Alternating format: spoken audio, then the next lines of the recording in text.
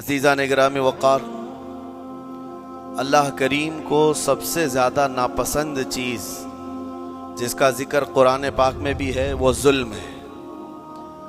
ظلم کو اللہ تبارک و تعالی ہرگز پسند نہیں فرماتا، اور ظلم کا مطلب صرف کسی پر ہاتھ اٹھانا ہی نہیں بلکہ کفر اور شرک بھی بہت بڑا ظلم ہے۔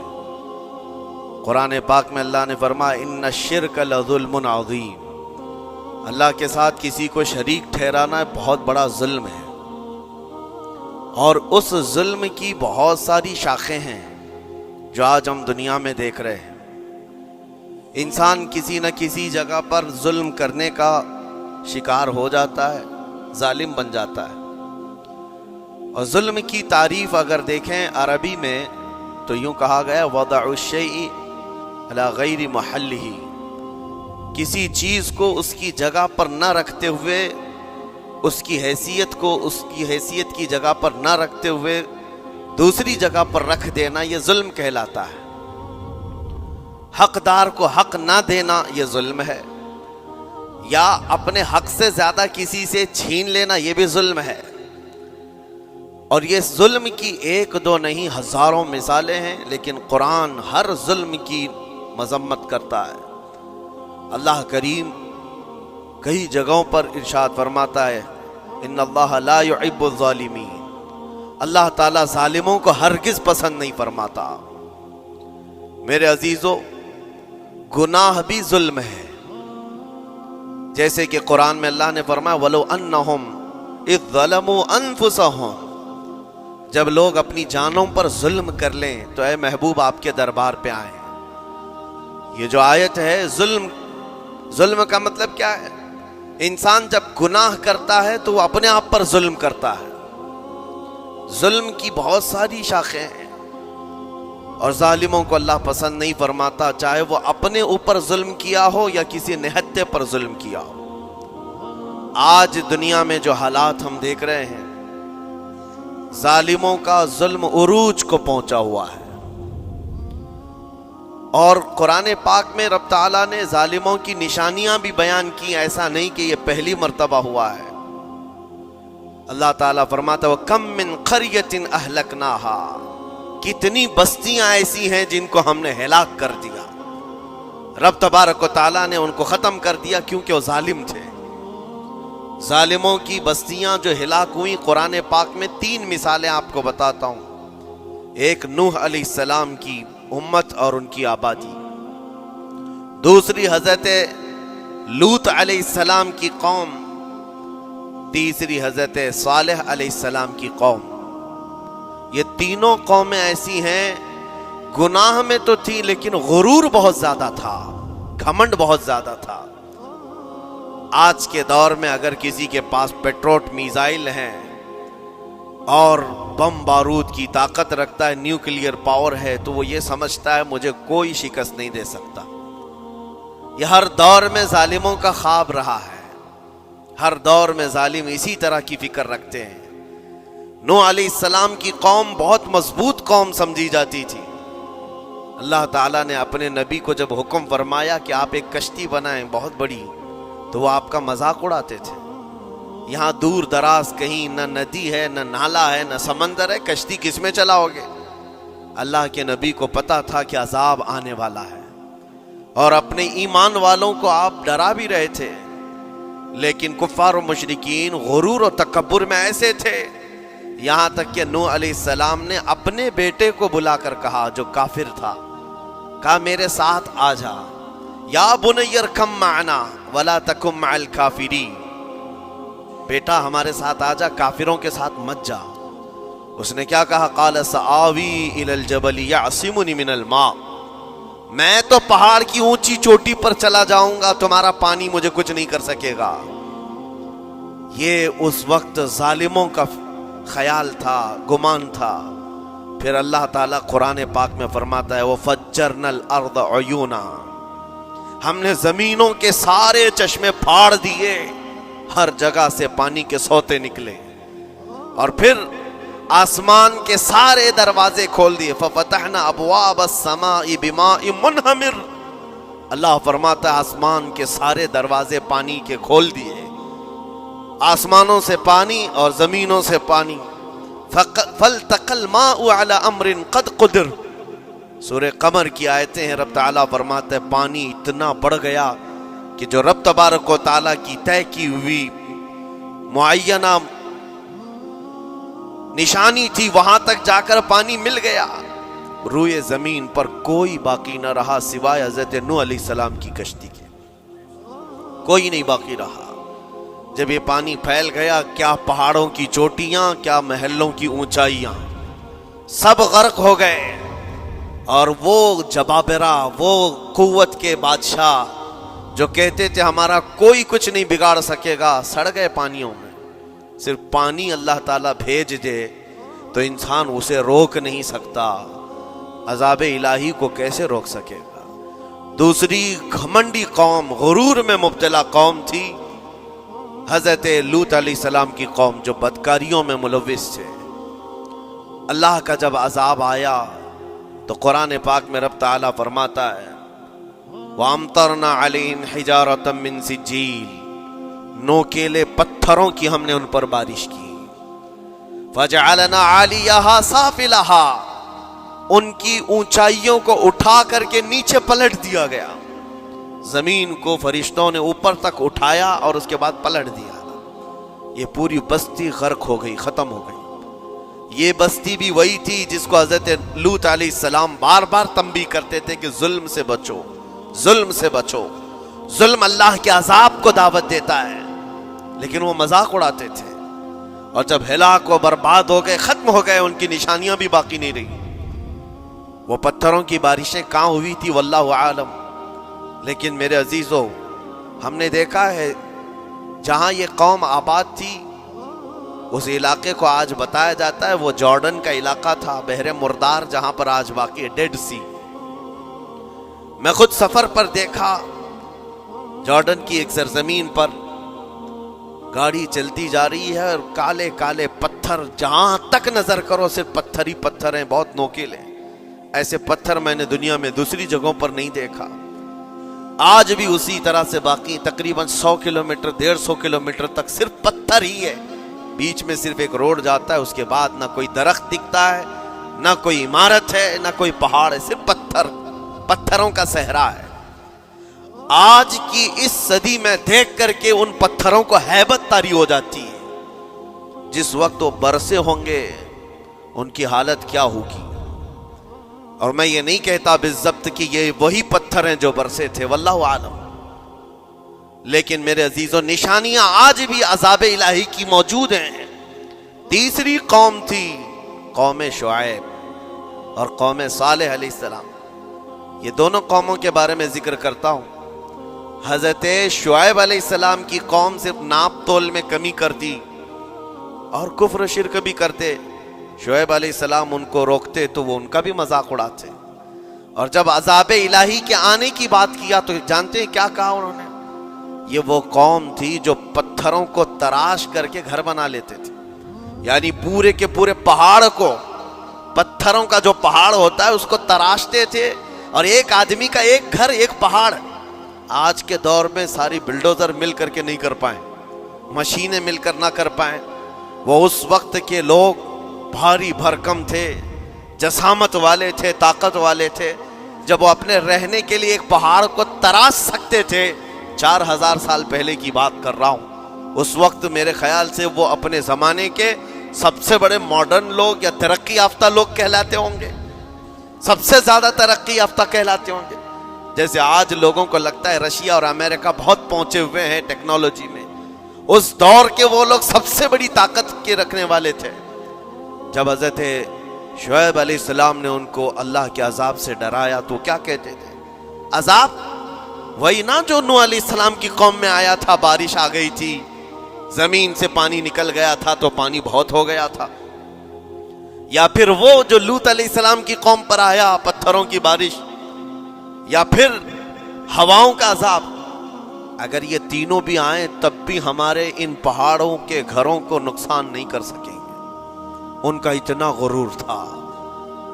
اگر پانی بھی آ جائے سمندروں کا یا ہوا بھی تیز چلے یا پتھروں کی بارش ہو ہم تو بہت محفوظ قلعوں میں ہیں اندازہ کرو میرے عزیزو، 3000-4000 سال کے بعد آج تک مدائن صالح اور الاولا سٹی نام سے سعودی میں موجود ہے، ابھی تک وہ گھر موجود ہیں، تو اس زمانے میں کتنے مضبوط رہے ہوں گے؟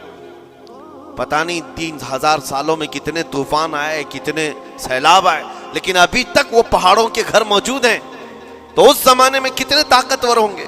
ان کا نشہ آسمان پر تھا، غرور چڑھ کر کے بول رہا تھا، کہتے تھے کہ اگر اس طرح کے عذابات آ بھی گئے تو ہمارا کچھ نقصان نہیں ہوگا۔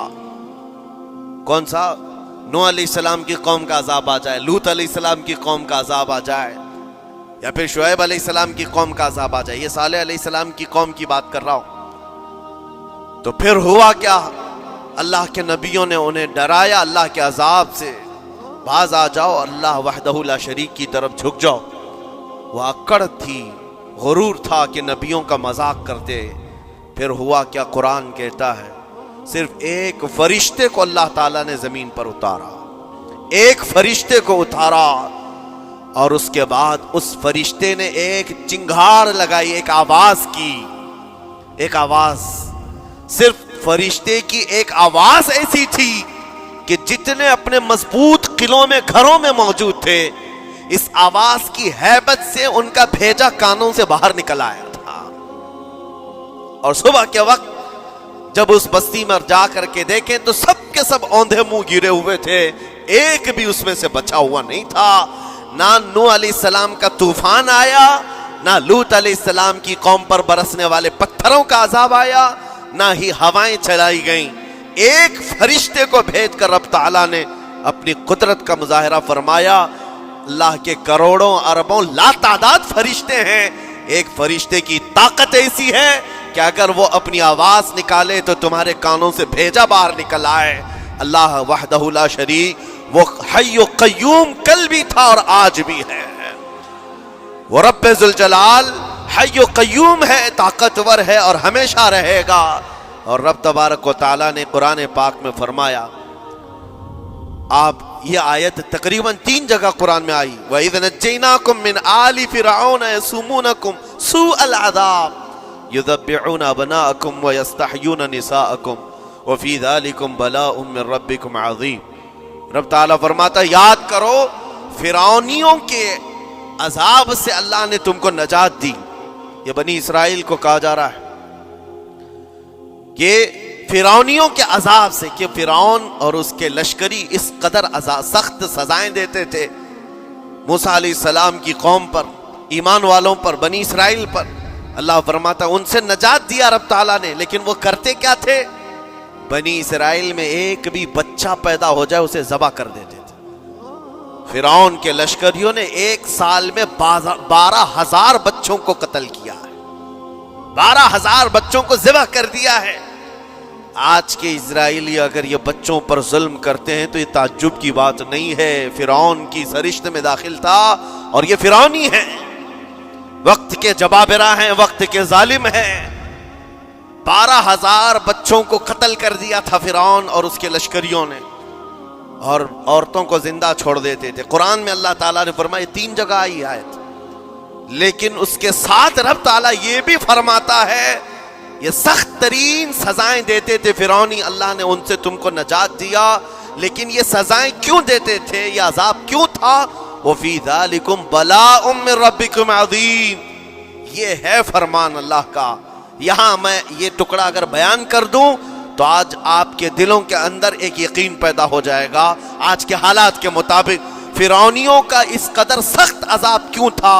رب تعالیٰ فرماتا ہے اے مومنو، ان تمام معاملات میں اللہ کی طرف سے تمہارے لیے ایک بڑا امتحان تھا، یہ امتحان تھا اور وہ امتحان آج بھی ہے اور ہر زمانے میں رہے گا۔ ستیزہ کار رہا ہے ازل سے تا امروز، شرار ابو لہبی سے چراغ مصطفی، ہر زمانے میں حق و باطل کے معرکے ہوتے رہیں گے۔ لہٰذا آج کے دور میں یہ سب حالات جو پیدا ہوئے، مسلمانوں کو، مومنین کو ذرا برابر بھی نروس ہونے کی ضرورت نہیں۔ تم جس دین سے وابستہ ہو، اس دین کی حفاظت کا ذمہ اللہ نے اپنے ذمے لیا ہے۔ युरीदून लियुत्फिउ नूर अल्लाहि बिअफ़वाहिहिम।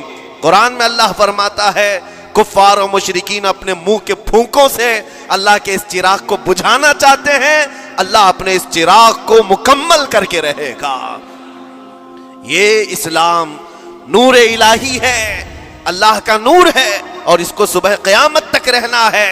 और हम जैसे और भी आएंगे इस जमीन पर, और आएंगे जाते रहेंगे, ये आबादियां हैं, बदलती रहेंगी, खुदाई कानून है, लेकिन इस्लाम न कल बदला था, न आज, न क़यामत तक बदलेगा। हम सबका इम्तिहान है मेरे अजीजों, हम सबका इम्तिहान है। लेकिन इन हालात में मोमिनीन को करना क्या चाहिए? उन्हें अपने ईमान को मजबूत करना चाहिए।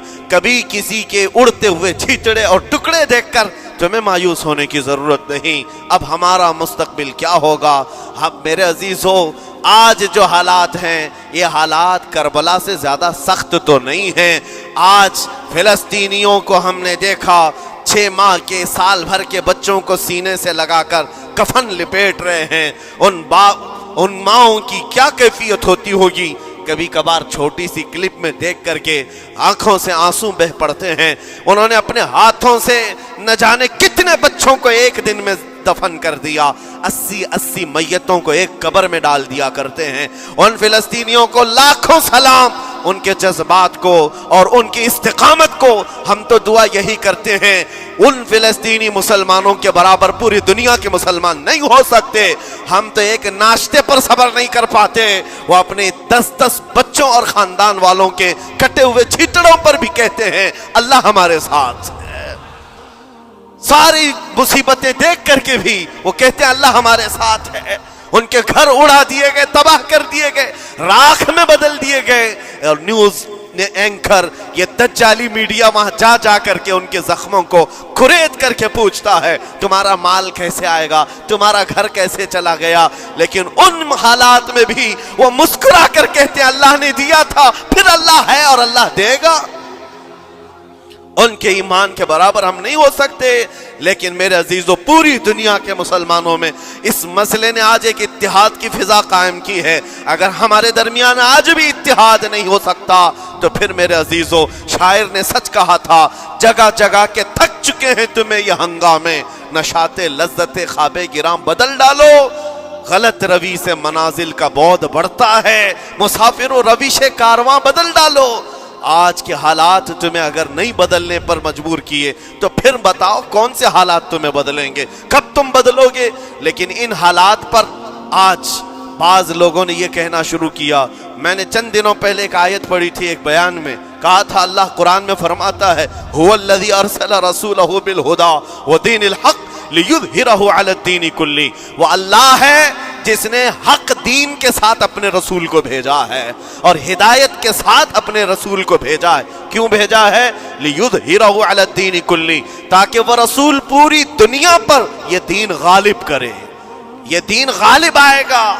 तो बाज मुझसे कहने लगे मौलाना स्टेज पर बैठकर चिल्लाते हो, कई कुर्सियों पर बैठकर कहते हो कि तुम्हारा दीन गालिब आएगा। तुम्हारा दीन तो आज टुकड़े टुकड़े किया जा रहा है, कोई कुछ नहीं कर पाता। उन जालिमों को मैं ये कहता हूँ, उनको ये मैं कहता हूँ, इन तमाम हालात से तुम हरगिज ये मत समझना कि दीन गालिब आएगा। चांद पर भी गहन लगता है, लेकिन जब गहन छटता है तो चांद पूरे आबो ताब के साथ चमकता है। आज अगर उम्मत मुस्तफ़ा पर गहन लगा है तो मैं अपने इन तमाम नौजवानों से जो अभी उन फवाने शबाब में दाखिल हुए हैं, अभी ये दुनिया को देखने के काबिल बने हैं, मैं उनसे कहता हूँ, इन आंधियों से, इन तूफानों से घबरा करके न तुम्हें दीन बदलने की जरूरत है, न तुम्हें अपना मसलक और मजहब बदलने की जरूरत है, बल्कि मैं ये कहता हूँ न घबराओ मुसलमानों, अभी खुदा की शान बाकी है, अभी इस्लाम जिंदा है, कुरान बाकी है। ये जालिम काफिर क्या समझते हैं जो रोज हमसे उलझते हैं? अभी करबला का आखिरी मैदान बाकी है, अभी तो करबला का आखिरी मैदान बाकी है। अजीज़ान गिराम वक़ार, मेरे नबी करीम सल्लल्लाहु ताला अलैहि वसल्लम ने जो फरमाया वो होकर रहेगा, वो होकर रहेगा। मेरे आका सल्लल्लाहु ताला अलैहि वसल्लम का फरमान आलीशान मैं सुनाता हूँ। हुजूर फरमाते हैं ला तज़ालु इसाबतु मिन उम्मती युकातिलून अला अबवाबि दिमश्क वमा हौलहा वअला अबवाबि बैतिल मुक़द्दस ला यदुर्रुहुम खुज़लानु मन ख़ज़लहुम ज़ाहिरीन अलल हक़्क़ि इला अन तक़ूम अस्साअह औ कमा क़ाल रसूलुल्लाह सल्लल्लाहु अलैहि वसल्लम। मेरे आका फरमाते हैं क़यामत तक मेरी उम्मत में से एक जमात ऐसी होगी जो बैतुल मुक़द्दस के इर्द गिर्द हक के लिए लड़ रही होगी। हुजूर ने फरमाया क़यामत तक लड़ती रहेगी, लेकिन साथ में उनके लिए मेरे आका ने फरमाया पूरी दुनिया के बुरा चाहने से उनका कुछ नहीं बिगड़ेगा। इसका मतलब क्या है? अगर आप हमसे पूछते हैं कुछ नहीं बिगड़ेगा, हुजूर ने फरमाया कुछ नहीं बिगड़ेगा, लेकिन हम तो देख रहे हैं उनके घर तबाह हो गए, बच्चे मर गए, छोटे बच्चों के सरों से बाप का साया निकल गया, किसी के सामने उसकी मां की तड़पती हुई लाश है, और हदीस में कहा जा रहा है उनका कुछ नहीं बिगड़ेगा। सब तो बिगड़ गया, माल भी गया, दुकान भी गई, तिजारत भी गया, घर भी गए, औलाद भी, रिश्तेदार भी, और हदीस में कहा जा रहा है कुछ नहीं बिगड़ेगा। मेरे अजीजों याद रखो, मेरे आका का फरमान हक है। कुछ नहीं बिगड़ेगा का मतलब क्या है? ये तमाम असबाब जाने का मतलब ये नहीं है कि बिगड़ गया। बिगड़ा तो उसका है जिसका ईमान बिगड़ गया। ईमान जिसका गया उसका सब बिगड़ गया। और हमने उन बच्चों को देखा है आज, अरे रात को सोते हैं तो उन्हें पता नहीं होता सुबह होगी भी कि नहीं होगी, लेकिन उसके बावजूद एक दिल दहला देने वाली बात मैं बताता हूं। मिस्र की सरजमीन से लोग पानी के बोतलें और डब्बे उठा उठा करके बॉर्डर पर जा रहे हैं, लेकिन फिलिस्तीन गज़ा के वो मुसलमान कहते हैं अपना पानी तुम रखो, अल्लाह करीम हमारे लिए कहीं से अपनी ही जमीन से पानी अता करेगा। उनको लोग कह रहे हैं क्या आप नहीं देख रहे वक्त का बड़ा फिरौन रोज अल्टीमेटम देता है 24 घंटे में इलाका खाली करो, निकल जाओ, घर खाली करो। कैसा ईमान है तुम्हारा क्या आने वाली बड़ी बड़ी मिसाइलों का अपने सीने से मुकाबला करते हैं और कहते हैं कल से हम यही थे, आज भी यही हैं और यही रहेंगे और इसी मिट्टी में दफन हो जाएंगे। ये जो इस्तिकामत है, इसी को मेरे आका ने फरमाया दुनिया उनका कुछ नहीं बिगाड़ सकेगी। ईमान अगर मजबूत है तो कुछ नहीं बिगड़ा है। अरे 6 साल की बच्ची, 6 साल की बच्चियां, ट्रेंड चला हुआ है उनके मोहल्लों में, ट्रेंड चला हुआ है, अपने अपने हाथों में मेहंदी से अपना नाम लिख रही हैं, हंसी खुशी। पूछा उनसे कि नाम लिखने का ट्रेंड क्यों चला है अभी जंग के हालात में मेहंदी से? कहती हैं कल को अगर हम उड़ गए, चेहरा नहीं मिला, जिस्म नहीं मिला, हाथ अगर बचा हुआ हो तो नाम देखकर हमारे माँ बाप पहचान तो सके। शहादत का ये जज्बा, शहादत का ये जज्बा 6 साल के बच्चों में अगर आया है, यकीनन उनके सीनों में ईमान मौजूद है, ईमान मौजूद है। मेरे अजीजों जरा अपने हालात पर जरा तवज्जो करो। मौला करीम ने हमें किस चीज की कमी दी? कौन सी चीज कम आई हमारे घर में? हम तो मुरक्कन ग़िज़ाएं रोज खाते हैं। आज हमारे पास सारी नेमतें अल्लाह ने दी हैं, हम अय्याशियों के अड्डों पर पूरी रात गुजारते हैं। हमारे शहर आज जिस गली से गुजर जाए, सुबह की अजान तक यहाँ गप्पे लगाते हुए खड़े रहे। ऐ मेरे अजीजों, हालात तो हमारे ऐसे हैं कि खा खा करके चर्बियां चढ़ गई। हमें उनका क्या एहसास हो पाएगा? उनका क्या एहसास हो पाएगा जिनके यहाँ पानी से ज्यादा खून देखा जाता है, जिनके यहाँ जिंदों को पकड़ने के लिए नहीं, अब मुर्दों को पकड़ने के लिए लोग भी नहीं है। अजीजा ने गिरा में वक़ार, जनाजा उठाने के लिए लोग पूरा दिन इंतजार करते हैं, कोई नहीं है। पुरसाने हाल इन सब हालात के बावजूद मैंने एक बच्चे को भी वहां से ये कहते हुए नहीं सुना कि हम पर बहुत बड़ा जुल्म हो रहा है, हमको यहां से निकाल लो, मदद करो, कोई आओ। नहीं, वो सब सिर्फ इतना ही कहते जो कुछ हो रहा है हम अल्लाह के पास जाकर कहेंगे, ये सारे मामलात हम अल्लाह की बारगाह में शिकायत करेंगे। यह है ईमान, यह है इस्तिकामत। और मेरे आका सल्लल्लाहु तआला अलैहि वसल्लम के फरमान आलीशान के मुताबिक उनके लिए इतनी ही बड़ी दौलत काफी है। आखिर में मैं इतना कहूंगा, इजराइल के कुत्ते और सालिम मिलकर ईंट से ईंट बजा दें, उनके टुकड़े टुकड़े करके राख कर दें, तब भी हम कहेंगे फतह तो बैतुल मुक़द्दस की ही है, فتح تو ان مظلوموں کی ہے جن کے پاس کھونے کے لیے کچھ نہیں تھا، پھر بھی وہ ڈٹے رہ گئے۔ تمہارے پاس تو پیٹروٹ میزائل، بڑے بڑے تمہارے پاس توپ، بہت ساری چیزیں ہو کر بچوں پر، ہاسپٹل پر، نہ جانے کتنی جگہوں پر تم نے بمباریاں کی ہیں۔ مجھے حیرت ہوتی ہے پوری دنیا آج بھی خاموش تماشائی ہے۔ یہ ظلم نہیں ہے تو اور کیا ہے؟ اور جب ظلم اپنے عروج کو پہنچتا ہے اللہ کی پکڑ آتی ہے، اللہ کا عذاب آتا ہے، اور جب اللہ کا عذاب آتا ہے تو جتنے خاموش تماشائی تھے سب اس عذاب میں گرفتار ہوں گے۔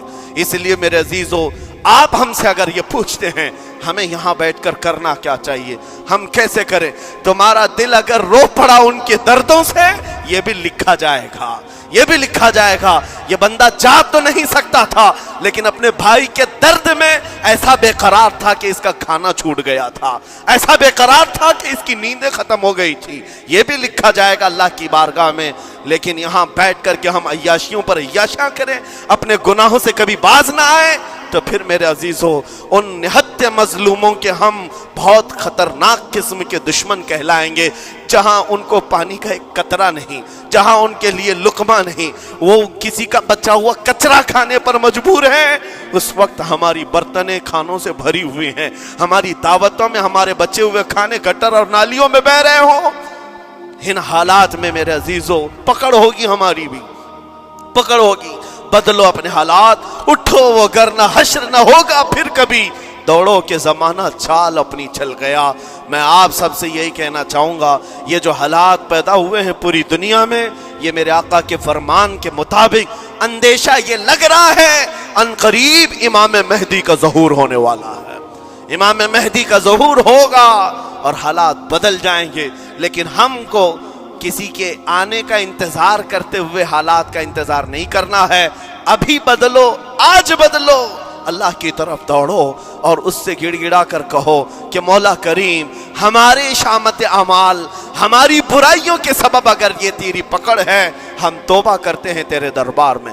جانتے ہو میرے آقا نے فرمایا، اللہ کے غضب کو اگر کوئی چیز ٹھنڈی کرتی ہے تو ایک مومن صالح کی رقت انگیز دعائیں اور اس کے نکلنے والے آنسو اللہ کے غضب کو ٹھنڈا کرتے ہیں، اللہ کے غضب کو ٹھنڈا کرتے ہیں۔ تم گڑ گڑاؤ اس مولا کی بارگاہ میں، یہ نہیں کہ اجتماعی طور پر کسی کے سامنے آپ رو دھو کر چلے گئے یا پھر آپ لوگوں کو دکھانے کے لیے کوئی سٹیٹمنٹ جاری کر دیے، نہیں، تنہائی میں بیٹھے ہو، اکیلے میں بیٹھے ہو۔ جیسے کہ کل ایک بہت اچھی چیز میں نے دیکھی تھی، ہمارے علماء نے اعلان کیا تھا پوری دنیا مل کر کے جمعرات کا روزہ رکھے، اس لیے کہ روزہ اللہ کو پسند ہے، اور افطار سے پہلے اگر کوئی دعا کرے، اول دعا ہماری ان مظلوموں کے حق میں ہو، ان ظالموں کے خلاف ہو، مظلوموں کی مدد کے لیے ہو، یقیناً اللہ کی مدد آئے گی، اور آئے گی کیونکہ قرآن بار بار کہتا ہے الا ان نصر اللہ قریب، آگاہ ہو جاؤ، بے شک اللہ کی مدد بہت قریب ہے، اللہ کی مدد بہت قریب ہے۔ عزیزان گرامی وقار، میں انہی تمام باتوں سے اپنی گفتگو کو آج سمیٹتا ہوں۔ آج کے ان حالات میں آپ کی ذمہ داری ہے اپنے ایمان پر مضبوطی سے جمے رہو، استقامت۔ بعض لوگوں کو آج یہ لگتا ہوگا کہ وہاں حالات بگڑے ہیں تو یہ مسلمان کیا کریں گے، کیا کریں گے، ہم کیا کرنے والے، ویسے ہی ہم ختم کیے جا چکے ہیں، ٹکڑے کیے جا چکے ہیں، ہم کچھ کرنے، بس تم اپنی زندگیاں بدلو، نشہ سے باز آ جاؤ، اور جتنے خرافات ہمارے محلوں میں آئے اس سے نکالو۔ اللہ کا عذاب آتا ہے، اللہ کی رحمتیں روٹ جاتی ہیں، ایک بار ہم بدل لیے تو مولا کریم اپنی رحمتوں کے سائبان فرما دے گا ہم پر۔ اور بس ہماری تمنا یہی ہے، اللہ کریم کی بارگاہ میں دعا ہے، قدیر و جبار خدا کہنے سننے سے زیادہ ہمیں عمل کی توفیق عطا فرما۔ اے رب کریم احسن الخالقین، ہم سب اپنے گناہوں سے سچی توبہ کرتے ہیں، مولا ہمارے گناہوں کی وجہ سے اگر تیری سخت پکڑ ہے تو مولا تو اپنے غضب کو ٹھنڈا فرما دے، تو اپنے غضب کو ٹھنڈا فرما دے، مولا تو اپنے غضب کو ٹھنڈا فرما دے۔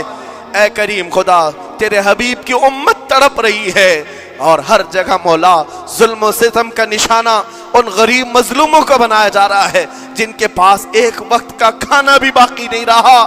مولا تو اگر مدد نہیں کرے گا تو کون مدد نازل فرمائے گا؟ اے رحمان ہمارا عقیدہ ہے تو ہی وہ خدا ہے جو ابابیلوں کو بھیج کر ابرہہ کو ہلاک کیا، تو ہی وہ خدا ہے جو بدر میں اپنے نبی کے لیے 5000 فرشتوں کو اتارا، اے مولا تو ہی وہ خدا ہے جو یونس علیہ السلام کو مچھلی کے پیٹ سے زندہ سلامت نکالا، تو ہی وہ خدا ہے جو ابراہیم علیہ السلام کو بھڑکتی ہوئی آگ سے زندہ محفوظ فرمایا۔ اے قدیر و جبار خدا، کل بھی تو حی و قیوم تھا، آج بھی ہے اور ہمیشہ رہے گا۔ ہمارے اس عقیدے کی لاج رکھ لے اور غیب سے مولا تو اپنی مدد نازل فرما، اپنی مدد نازل فرما، امت مصطفیٰ کے لیے خیر فرما، ہم سب کو امن و امان عطا فرما۔ اے رب کریم ان ظالموں کو کیفر کردار تک پہنچا دے، مظلوموں کو مولا امن کی سانس عطا فرما۔ ہماری خوشیاں اگر لکھی ہوئی ہے اے رب قدیر، ہماری خوشیوں میں سے ان کو یہ تقسیم فرما دے، اے اللہ ہماری حصے کی خوشیاں انہیں تقسیم فرما دے۔ اے رب کریم ہمارے امن و سکون کو ان کے درمیان تقسیم فرما دے۔ اے اللہ ان بلکتی ہوئی ماؤں کی آوازیں ہماری نیندیں اڑا چکی ہیں، مولا ان بچوں کے زخمی چہرے مولا بار بار ہماری آنکھوں کو ترساتے ہیں، مولا کب تک یہ تیری آزمائش ہوگی، کب تک یہ امتحان ہوگا؟ اے قدیر و جبار خدا، تجھے تیرے حبیب کی نالین کا واسطہ ان سب کو ظلم و ستم سے آزاد فرما دے۔ اے اللہ ظلم و ستم سے آزاد فرما، امن و امان عطا فرما، خیر و سلامتی عطا فرما، ہمارے اس ملک عزیز ہندوستان کو امن و امان کا گہوارہ بنا دے۔ اے اللہ ہم سب کو محبت و آشتی کا پیغام اور الفت و محبت کے ساتھ جینے کی توفیق عطا فرما۔ مولا ہماری دعاؤں کو حضور کے صدقے قبول فرما۔ وصلی اللہ تعالی علی خیر خلقہ محمد وآلہ واصحابہ اجمعین، وآخر دعوانا الحمد للہ۔